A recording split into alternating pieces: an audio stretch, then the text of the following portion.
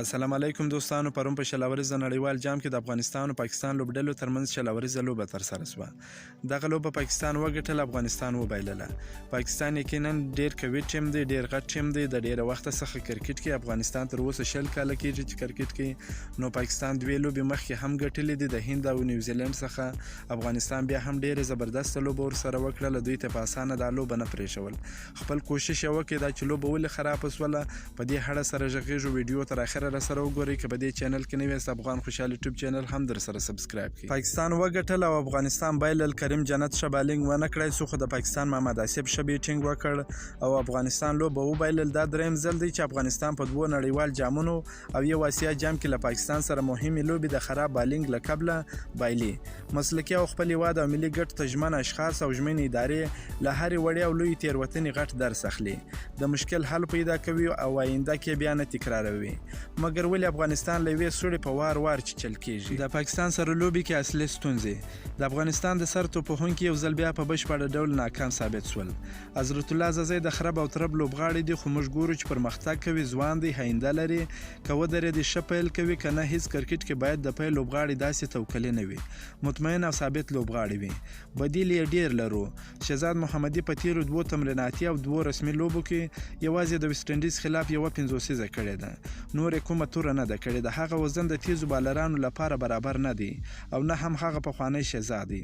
اصغر افغان بیا په تیرو 3 لوبو کې یوازې 13 منډې لا نه دي کړې، مګر بیا هم مسلسل د لوبو چانس ورکول کیږي او لوبیږي بورډ کې څوک شته چې دا جرأت وکړي او دغه ښاغلي مسلسل لوبېدو په اړه وضاحت ورکړي او پوښتنه یې وکړي. د یو بالر کموالی د پاکستان سره د لوبې د ماتې یو بل همدا حالت د یو تیز بالر یا هم ورو توپ اچوونکي کموالی و.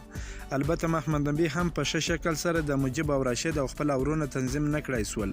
وروستي 3 او یا 2 اورونه ډي اورونه باید ځان او یا راشد ته پرې شوی. کریم جنت زموږ جوینین بالر نه دی چې ډي اورونه دې پرې وسی. نبي کولای سول چې 2 اورونه په کریم جنت کړي وای او 2 اورونه په ګلبدین کړي وای. البته 8 او 14 اورونه په منځ کې باید د کریم جنت او ګلبدین اورونه سرنیمایي کړي وای.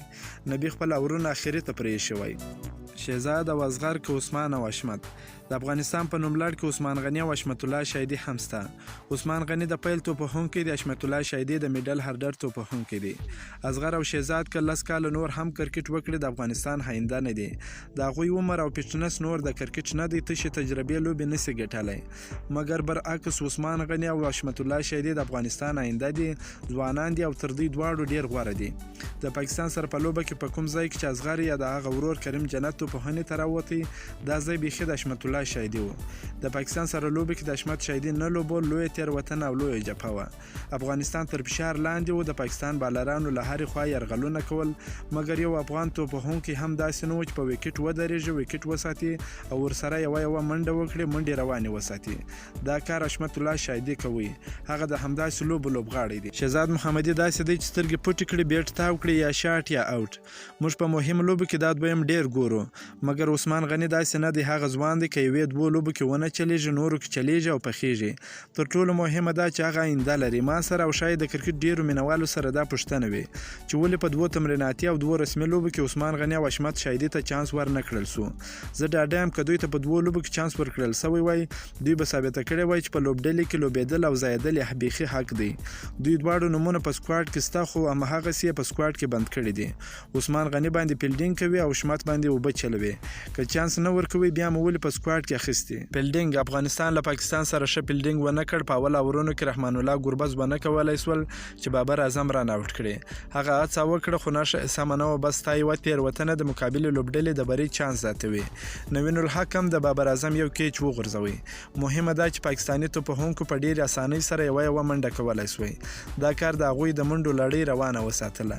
داسې ځایونو کې به یې منډې واخیستې چې کله له بلې لوبډلې سره یې لوبه وای، شاید 2-3 لوبغاړي یې رن آوټ سوي وای. مجرب لوبغاړي همدې ته وایي.